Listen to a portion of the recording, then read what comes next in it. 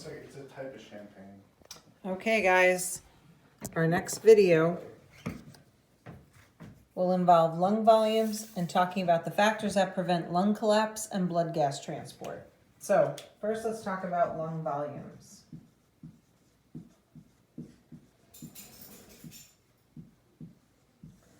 Lung volumes are assessed by an instrument called a spirometer. Lung volumes are subject to change depending on a few factors, one being age, size of the person, they vary slightly, and gender, males versus females. Generally speaking, males have a greater lung capacity. Only males and females? So if we were to go to a pulmonologist and have our different lung volumes assessed, what are some of the assessment points that the doctor would want to look at? So let's talk about a few of them. The first one is tidal volume. Tidal volume is the amount that is inhaled and exhaled with each breath, and it's fairly conserved in most people. It's approximately 500 mLs of air. Obviously, the tidal volume would change significantly when someone was exercising. It would increase to accommodate whatever type of aerobic exercise they were doing. Okay, then you have two what are called reserve volumes. So you have the IRV and the ERV. The IRV is your inspiratory reserve volume. And this is the amount of air that you can inhale over a tidal volume, okay, so beyond the 500 mLs with a forced drawn inhalation. The ERV is kind of the opposite, it's your expiratory reserve volume. And again, this would be the amount of air beyond the tidal volume that you could exhale with a forced exhalation. Okay, then the last lung volume you have is called the residual volume. And this one is key. So the residual volume, we'll put a little star next to it, is the amount of air that's always in the lungs. And this helps to keep, this is about 1,000 mLs of air, 1,000 milliliters of air. What this does and why it's important is it keeps the lungs inflated. So it helps to prevent, or it's one of the mechanisms that we prevent lung collapse. So inside the air sacs of your lungs, you would have roughly 1,000 mLs of air that's always there. Obviously, it's not the same 1,000 mLs of air.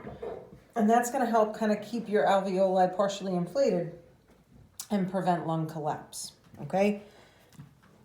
When you add these three together, 1, 2, 3, that's called your vital capacity. So that is your tidal volume added to your IRV added to your ERV. And that tells me what your lungs in totality can inhale and exhale. What it does not include is the residual volume. When you add the tidal volume, IRV, ERV, and the residual volume all together now, that is the total lung capacity. Okay? So the total lung capacity for an average male is about 6,000 milliliters of air, and for females is about 4,300, 4,500 milliliters for female and about 6,000 mLs for male. So you can see it's a significant difference between males and females. So since we mentioned lung collapse, let's talk about that as well. Okay, so there are three factors that help prevent lung collapse.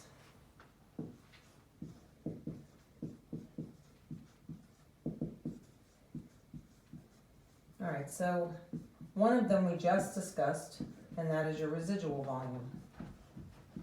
So we got 1, 2, 3. So we have the residual volume. Again, that's going to be a volume of air that is in the lungs that will keep the lungs partially inflated. The second thing we've talked about in our first video, and that was surfactant. So pulmonary surfactant, again, was that detergent-like compound that was getting in between water molecules and releasing some of that surface tension, and that's another way that you would prevent lung collapse. And again, we talked about it in the context of premature babies being born with inadequate lung function, and the reason for that is that they're not producing their own pulmonary surfactant. The hormonal stimulus for that, again, was the release of cortisol. That would allow for surfactant production to start and continue. The last thing is intrapleural pressure. Okay, so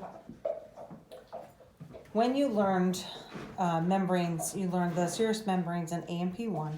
One of the membranes that you learned was the pleural membrane. So you had the visceral and parietal pleura. The visceral pleura was attached to the surface of the lungs. The parietal pleura was lining the thoracic cavity. And so in between that, you had some fluid, right? So that things could move, which your lungs do, right? As they inhale with air and then release air upon exhalation, they're very elastic, right? They have recoil. So that's an important thing we want to remember too, is that your lungs are elastic. They have the ability to recoil back to their original size, and we'll talk about the mechanism for how that's maintained. So remember, you have, here's your trachea, here's the bronchi, here's the lungs, not my best. Okay, and then here's the rib cage. I'm exaggerating. But in between the rib cage and the lungs, this is where we have what's called the pleural space. There is what's called negative pressure in the pleural space. And what that's going to do is kind of pull the lungs out just a little bit. So that will help keep the lungs from recoiling back on themselves and collapsing. The negative is for negative pressure, okay? If this negative pressure is disrupted in any way, what can happen then is the lungs can collapse. Okay, so the next thing that we want to talk about is external and internal respiration and how blood gases are transported. So you have two types of respiration. You have external respiration,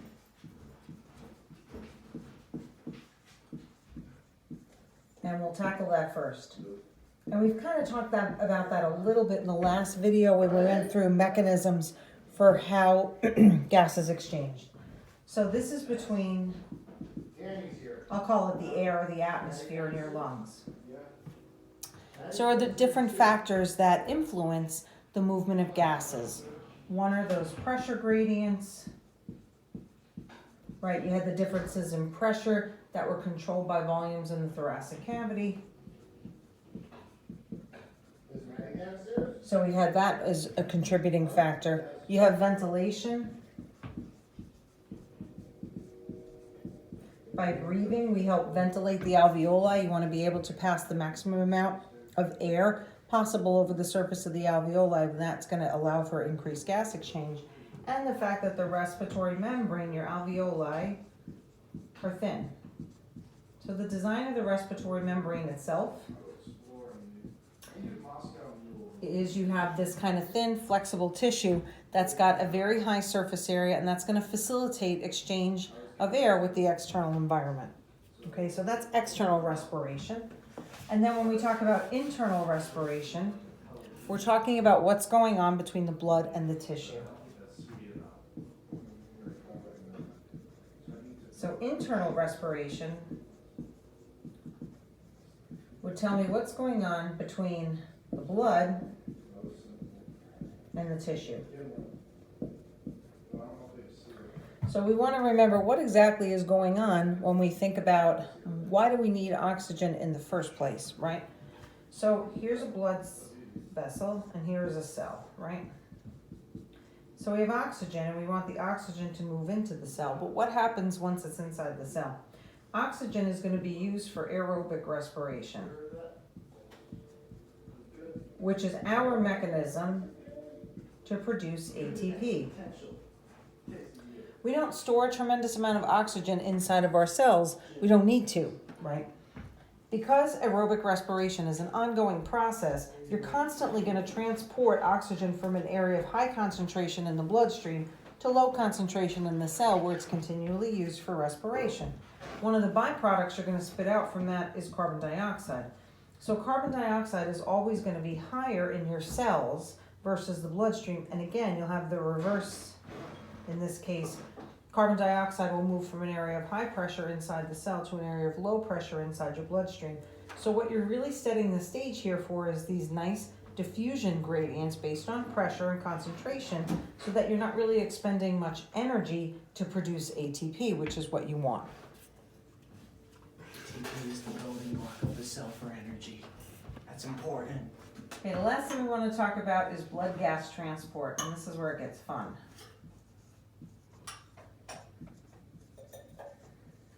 So we're going to talk about two blood gases that we care very deeply about. The first one is the go-to that people think about when they think about blood gases. We go right to oxygen, right? Oh, we need oxygen, we need oxygen. Yes, I understand. Okay. So there's two different ways that oxygen is transported in your bloodstream. The first one is very famous. It's bound to hemoglobin.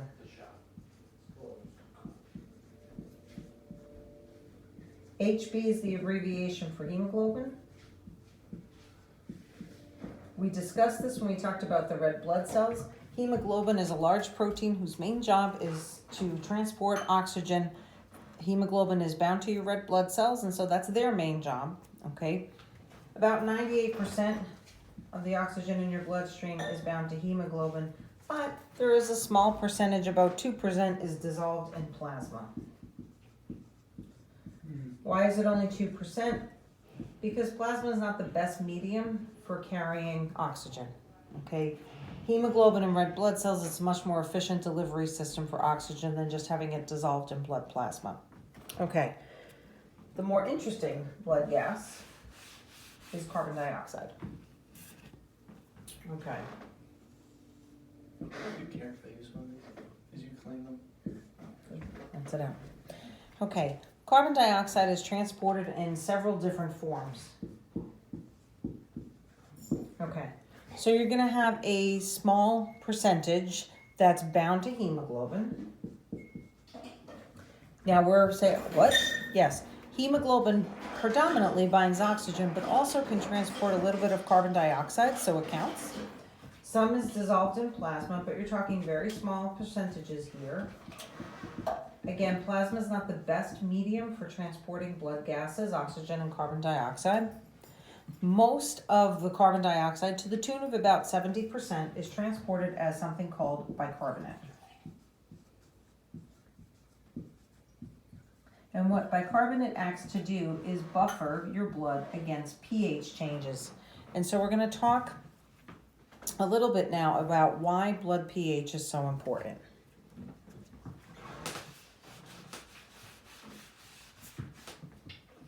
Okay. We all agree that hemoglobin, we would like it to bind to oxygen, and that is critically important. We would like that to happen. But hemoglobin and oxygen don't just get together randomly. They have to have certain conditions under which they bind and under which they uncouple. People get very caught up in hemoglobin binding oxygen, but what we really need to understand is when you get to the level of the cell, you need them to break up. Okay, so we need them to get together at the bar and break up the next morning. Okay, so there are certain conditions like pH and temperature that help control the ability for hemoglobin and oxygen to bind and then uncouple. What we're going to talk about now is the role of pH. Under certain pH conditions, hemoglobin and oxygen will bind, and then under other pH conditions, hemoglobin and oxygen will uncouple. So in the lung, the conditions are created for binding. And at the cell, the pH conditions are optimal for uncoupling. Now these shifts in pH are very slight. They're not wide margins, but they're just enough to present the correct conditions for you to have binding of oxygen in one space and uncoupling of oxygen in another space.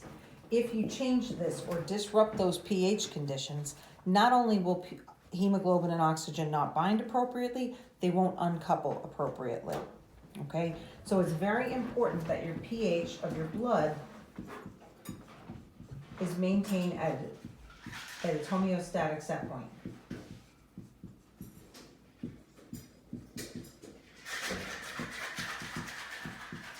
If blood pH goes too low, okay, if we have a decrease in blood pH, that's called acidosis. And if our blood pH goes too high, that's called alkalosis.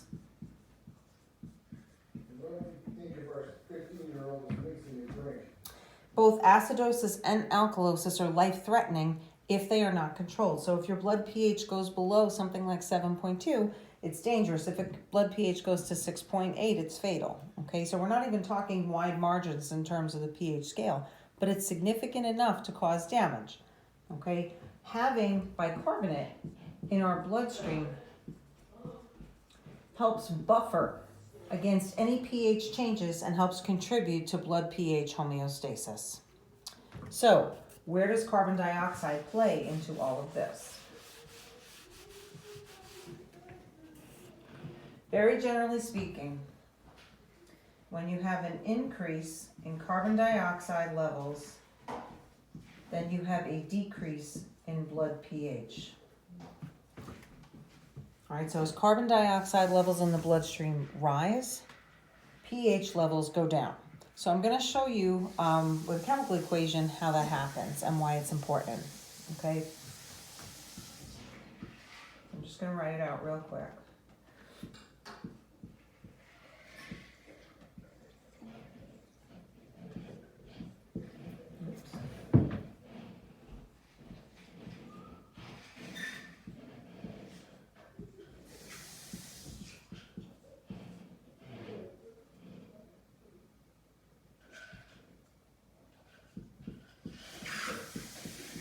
Hopefully you can see all that. All right, so you have carbon dioxide and water. So we want to do some fact checking. Where is it coming from? Okay. So carbon dioxide is the waste product from cellular respiration. Water, we have water in blood plasma, we have water in cells. The arrows going back and forth mean that the reaction is going to run reversibly. You're going to get this intermediary that will then spontaneously become HCO3, okay, which is your bicarbonate, and hydrogen ions. Okay, at the level of the cell, you run the reaction this way. The bicarbonate will be transported. This we'll get to in a second. At the level of the lung, you run the reaction that way, because even though bicarbonate is the predominant way that carbon dioxide is transported in the bloodstream, you cannot exhale out bicarbonate. So at the lung, we have to run the whole reaction in reverse so that eventually you can exhale carbon dioxide. This is our kicker. If you're pushing the reaction in this direction with more carbon dioxide, you will get more hydrogen ions. More hydrogen ions equals a drop in pH. The higher the hydrogen ion concentration, the lower the pH of your solution. So, if you have an increase in carbon dioxide levels in the bloodstream, you will have more hydrogen ions generated. That will decrease the pH, and that will lead to acidosis. Next time we'll talk about your body's responses to acidosis and alkalosis, and we'll talk about some of the dangers associated with high carbon dioxide.